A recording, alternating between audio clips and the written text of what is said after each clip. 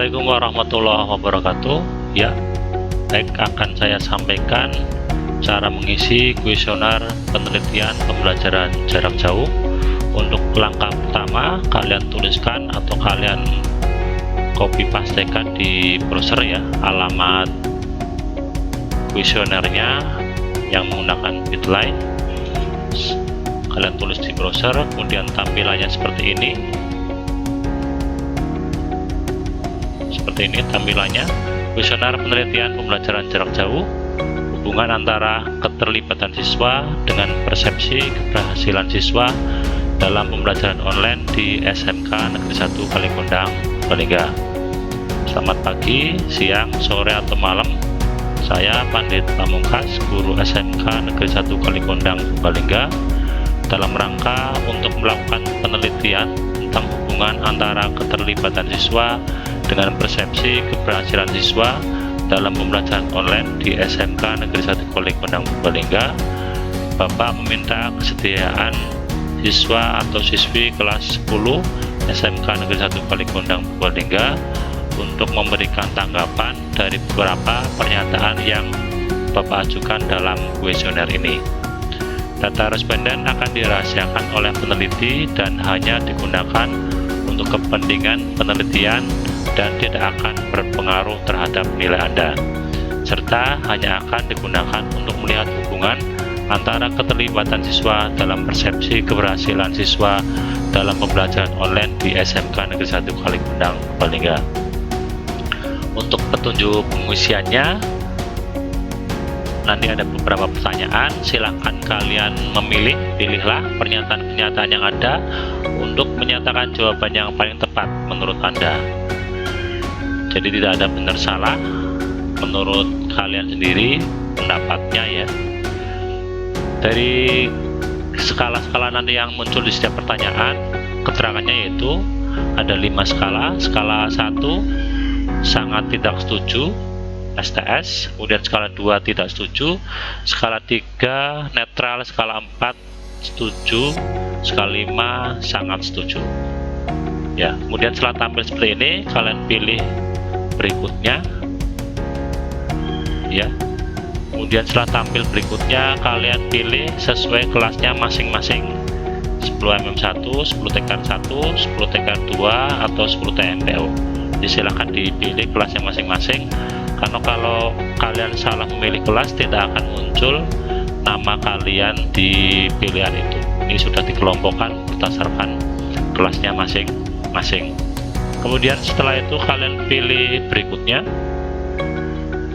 Kemudian di sini otomatis masuk ke 10 mm1 karena saya memilihnya 10 mm1. Kalau saya memilih 10 TKR 1, di sini munculnya nama-nama di 10 TKR 1. Ya, misalnya saya memilih 10 mm1 berikutnya.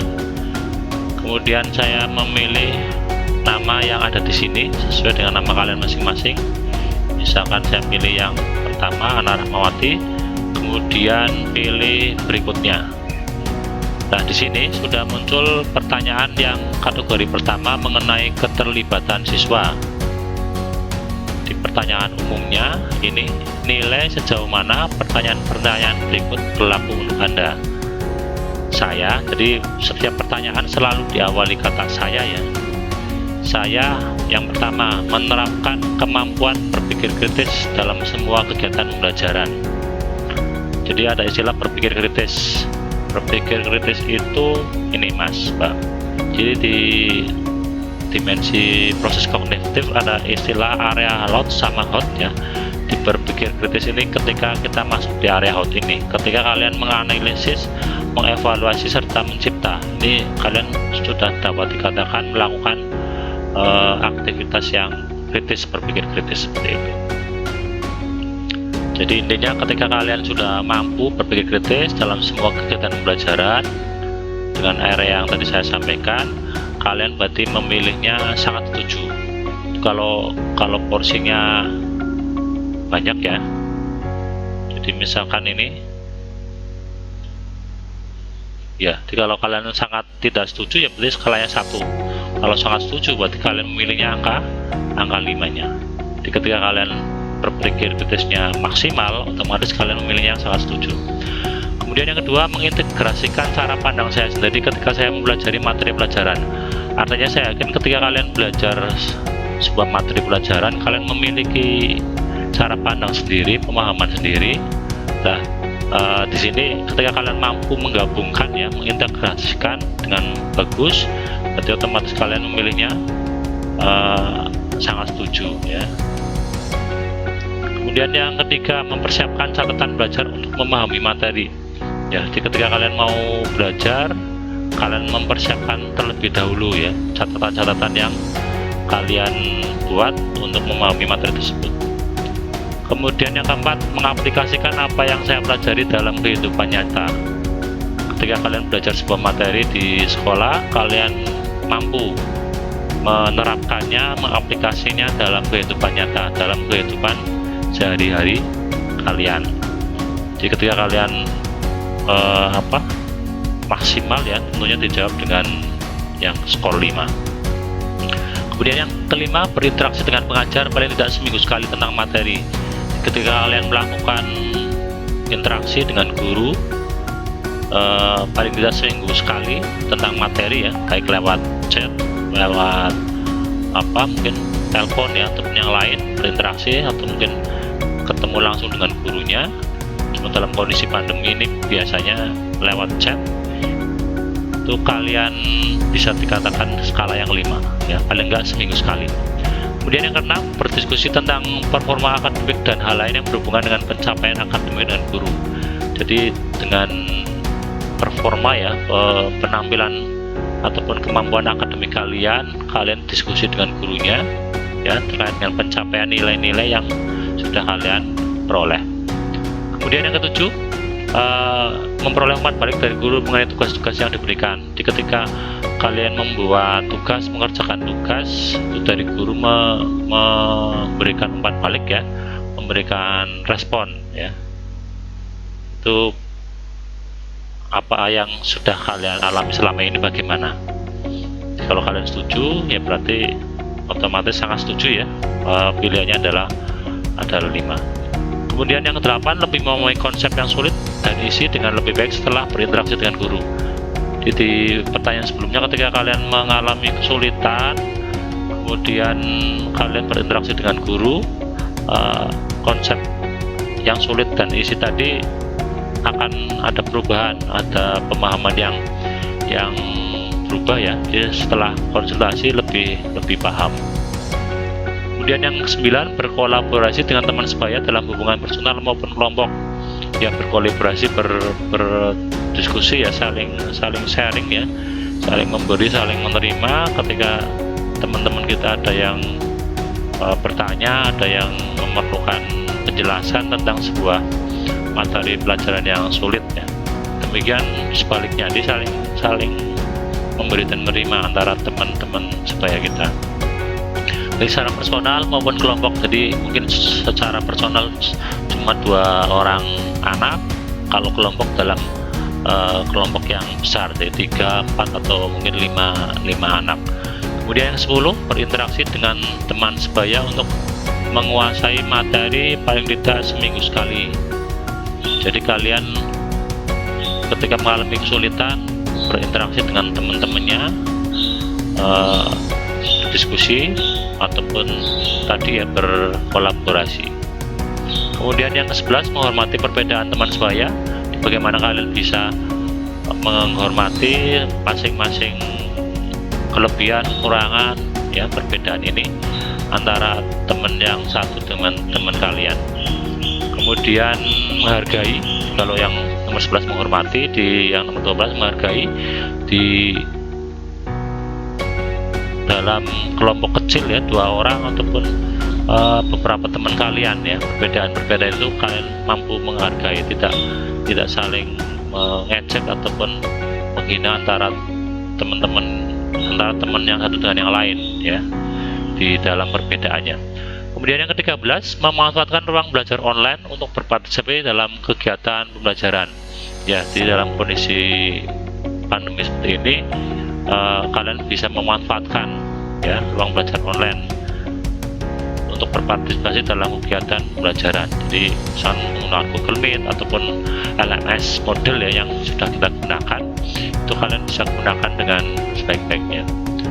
Kemudian yang ke-14 yang terakhir di sesi pertanyaan ini, yaitu sering lupa waktu karena terlalu fokus ketika mengerjakan tugas-tugas sekolah. Jadi ini luar biasa atau malah kebalikannya ya, artinya kalian saking fokusnya malah seringnya lupa waktu karena mengerjakan tugas-tugas sekolah. Jadi kalian sangat tidak setuju atau sangat setuju ya, tinggal skalanya menyesuaikan dari yang sudah diinformasikan di sebelumnya. Kemudian untuk menjawabnya tinggal diklik ya. Ya, ini misalnya saya jawab ini, misalkan nih ya, kalau kalian silahkan jawab sesuai dengan pendapat kalian.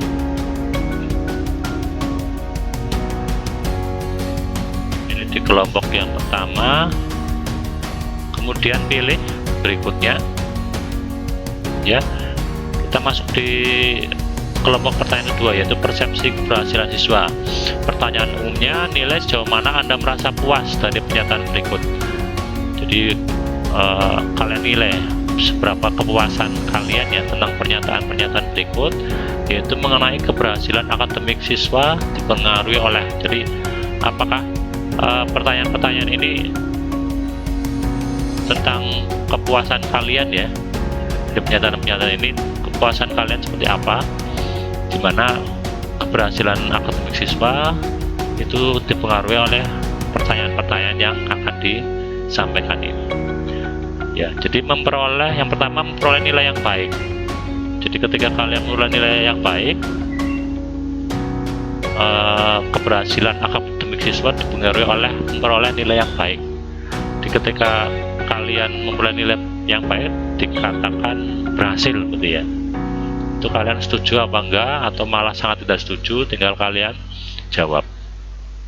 Misalkan saya pilih yang tengah ya, berarti ya, yang tengah kan pilih netral misalkan, seperti itu. Kemudian yang kedua, melibatkan diri dalam kegiatan pembelajaran, aktif ya, aktif dalam kegiatan pembelajaran, baik yang berupa sinkron misalnya di Google Meet atau Zoom, kemudian atau yang asinkron menggunakan WhatsApp ataupun LMS.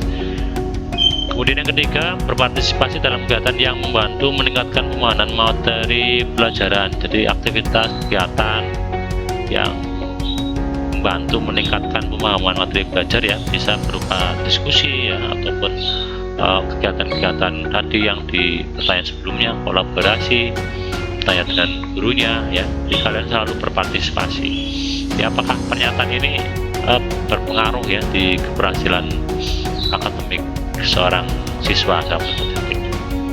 Kemudian yang keempat, belajar mandiri ya.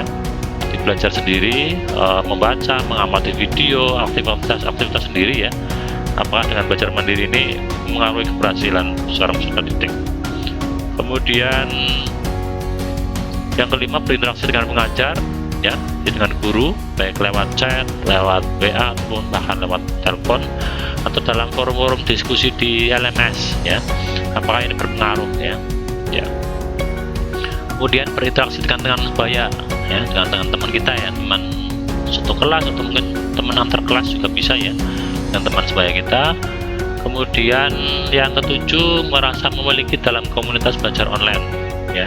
Jadi apakah kalian merasa memiliki di sini, otomatis ketika kalian merasa memiliki ada penggunaan secara maksimal ya di komunitas itu.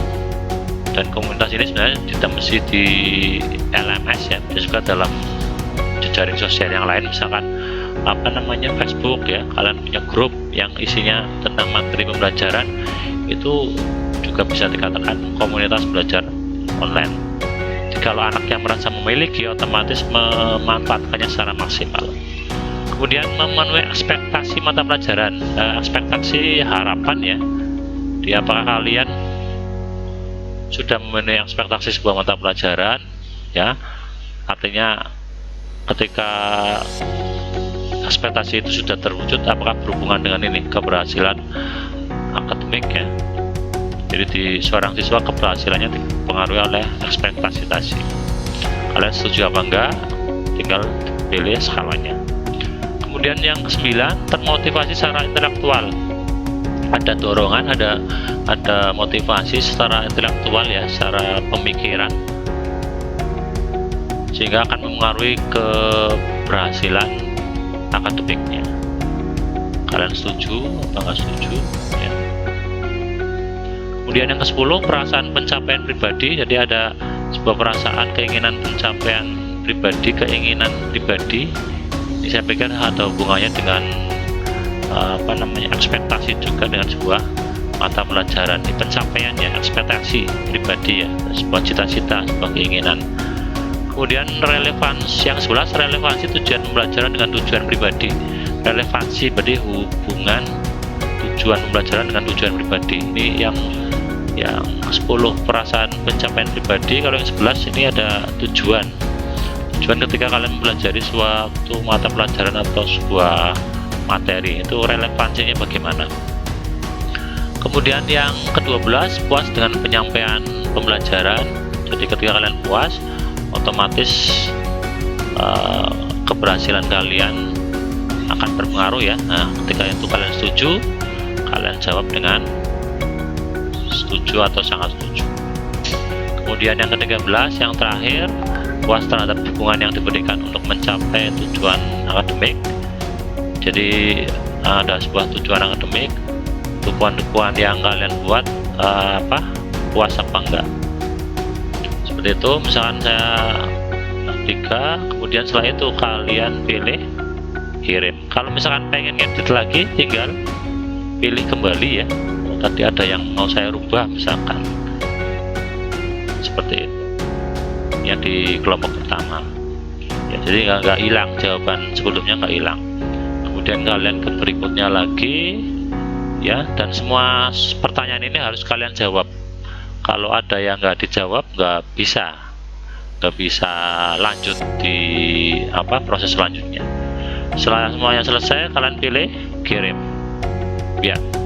Kalau sudah muncul seperti ini, kuesioner penelitian pembelajaran jarak jauh diadaptasi dari Komision 2020. Terima kasih atas partisipasinya dalam kuesioner ini. Kalau sudah muncul pesan seperti ini, berarti kalian sudah berhasil, sudah selesai dalam pengisian kuesioner penelitian pembelajaran jarak jauh. Demikian yang bisa saya sampaikan. Kalau nanti ada yang ditanyakan, bisa ditanyakan di grup WA atau chat secara pribadi di WA. Terima kasih. Assalamualaikum warahmatullahi wabarakatuh.